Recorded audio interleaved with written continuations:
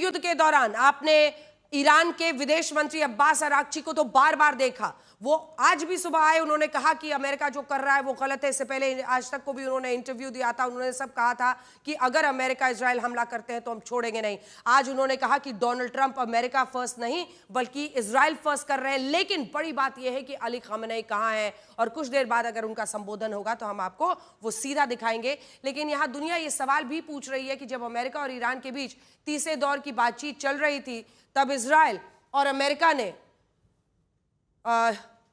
ये कह रहे हैं कि उन्होंने ये हमले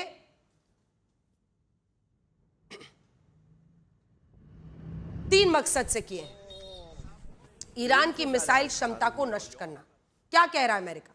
हमको उनकी मिसाइल क्षमता नष्ट करनी है, ईरान को परमाणु हथियार बनाने से रोकना है, तीसरा ईरान के खतरे को पहले ही खत्म कर देना, और चौथा ईरान में सरकार बदलकर अयतुल्ला खamenei को उनके पद से हटाना, यानी रिजीम चेंज। अली खamenei सबसे ज्यादा खटकते हैं डोनाल्ड ट्रंप और नेतन्याहू की आंखों में।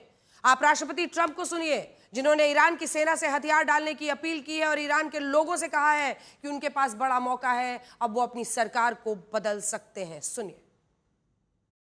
The armed forces and all of the police, I say tonight that you must lay down your weapons and have complete immunity, or in the alternative, face certain death. So, lay down your arms. You will be treated fairly with total immunity, or you will face certain death. Finally, to the great proud people of Iran, I say tonight that the hour of your freedom is at hand. Stay sheltered. Don't leave your home. It's very dangerous outside. Bombs will be dropping everywhere. When we are finished, take over your government. It will be yours to take. This will be probably your only chance for generations. For many years, you have asked for America's help, but you never got it. No president was willing to do what I am willing to do tonight. Now you have a president who is giving you what you want. So let's see how you respond. तो Donald Trump ये भी कह रहे हैं कि बम गिर रहे हैं, चारों तरफ बारिश हो रही है बम की ईरान में, आप घरों में ही रहिए, अपनी सरकार को गिरा डालिए, ये आपके पास लोकतंत्र को फिर से बहाल करने का एक बड़ा मौका है। कई लोग ये भी मानते हैं कि शायद डोनाल्ड ट्रंप के पास कोई ट्रंप कार्ड है, यानी उनकी एजेंसीज ने और इजराइल की एजेंसीज ने पहले से ही वहां पर सत्ता परिवर्तन के लिए जमीन पर बहुत काम किया हुआ है, और धीरे धीरे इस युद्ध में खamenei को चारों तरफ से घेरने के बाद वो ऐसा रिजीम चेंज वहां पर करा देंगे। लेकिन वो तो बात की बात है, अभी तो फिलहाल जो स्थिति बन रही है उसमें सबकी नजर इस बात पर है कि आखिर ईरान और अमेरिका का ये युद्ध कहां तक पहुंचेगा।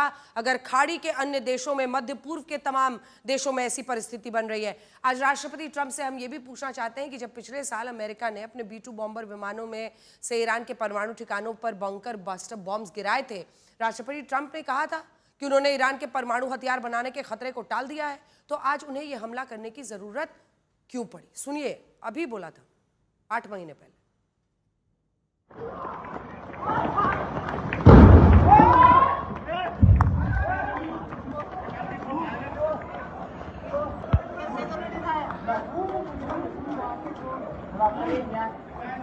Thank you very much.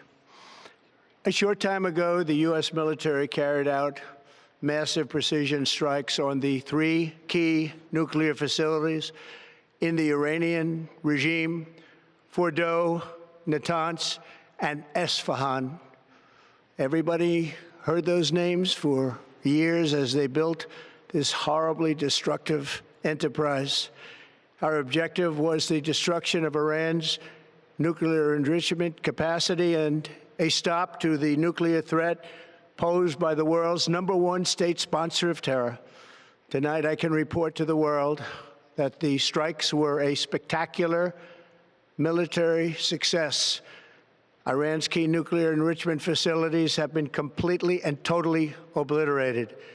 Iran, the bully of the Middle East, must now make peace. If they do not, future attacks will be far greater and a lot easier.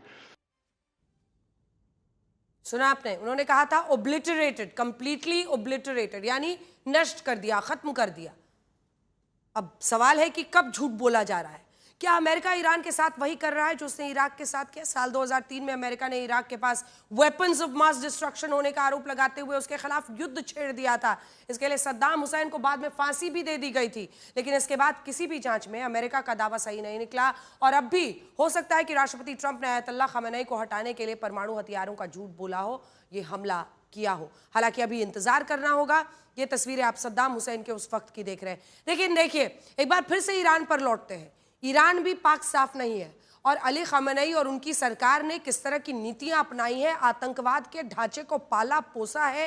Houthi, Hezbollah से लेकर उन्होंने Hamas जैसे आतंकी संगठनों को खूब खाद दिया है। और ये आयतुल्लाह खamenei की ये तस्वीरें मैं इसलिए आपको आज दिखा रही हूं कि जब वो कट्टर इस्लाम की बात करते हुए लोगों को उकसाते हैं, सार्वजनिक मंचों से वो लोगों में ऊर्जा भरते हैं इस तरह से अपनी बातों से, ऐसी भीड़ उनके लिए आती है और लोग उनको सुनने आते हैं। और आज जब अमेरिका ने ईरान पर हमला किया है, अल खamenei सबसे बड़ी, अगर आप देखें तो जियोपॉलिटिकली अपनी ताकत कहां से वो इकट्ठा करते हैं इस्लामिक दुनिया में, अमेरिका को गाली देकर। ये उनकी सबसे बड़ी स्ट्रैटेजी है।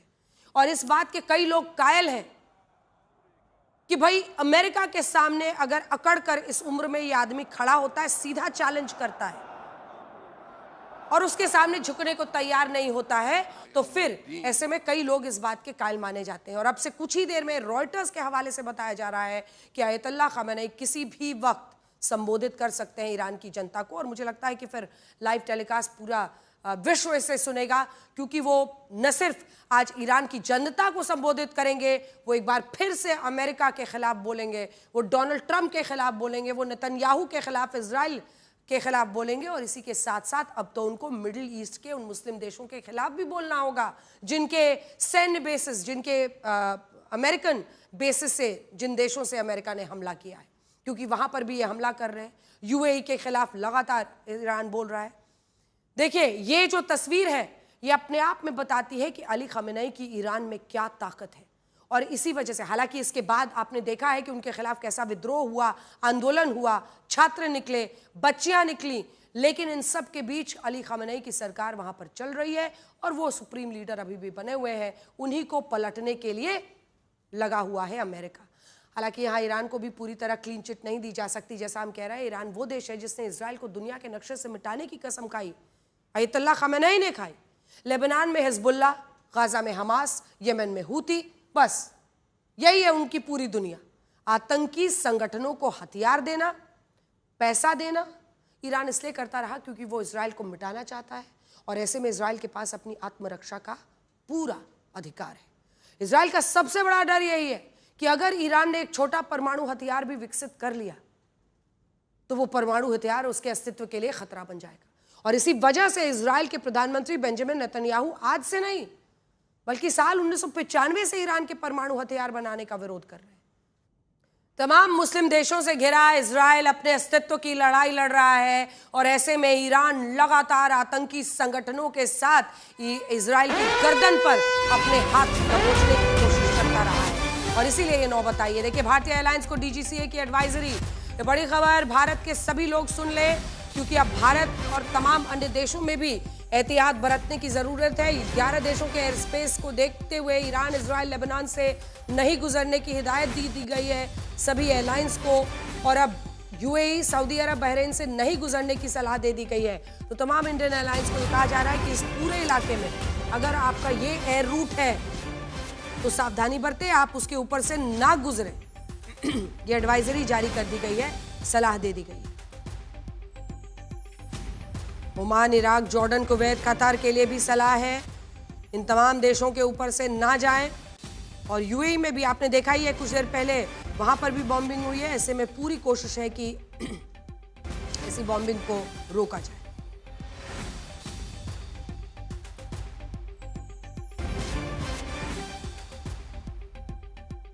तो एक बार फिर से आपको बता दें कि डीजीसीए ने गाइडलाइंस जारी की है और बड़ा संदेश यही है कि जितनी इंडियन एयरलाइंस है वो सावधानी बरतें इस पूरे इलाके में। अब Oman, Iraq, Jordan, Kuwait, Qatar, ये तमाम जो देश हैं इनके ऊपर से जाना खतरे से खाली नहीं है, क्योंकि यहाँ पर जिस तरह से लगातार बॉम्बिंग हो रही है, मिसाइल्स दागे जा रहे हैं, कोई भी पीछे हटने को तैयार नहीं दिख रहा है। ये साफ बताता है कि स्थिति बहुत भयावह हो गई है। अब ये दो देशों के बीच में नहीं है, इजराइल ईरान नहीं है, ये पूरे मिडिल ईस्ट में आग फैल चुकी है। इजराइल के ईरान के खिलाफ अपने सैन्य ऑपरेशन को ऑपरेशन लायंस रोर का नाम दिया।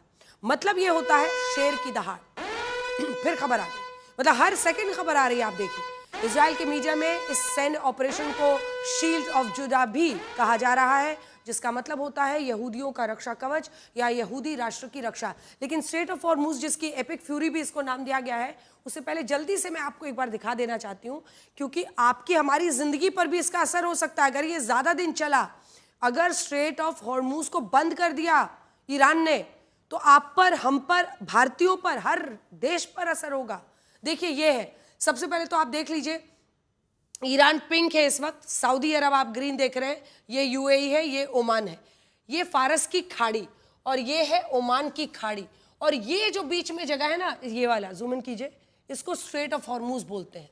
इधर फारस की खाड़ी है, इधर पर है ओमान की खाड़ी, ये बीच में स्ट्रेट ऑफ हॉर्मुज है, जो कि ईरान, यूएई इधर है और ओमान है।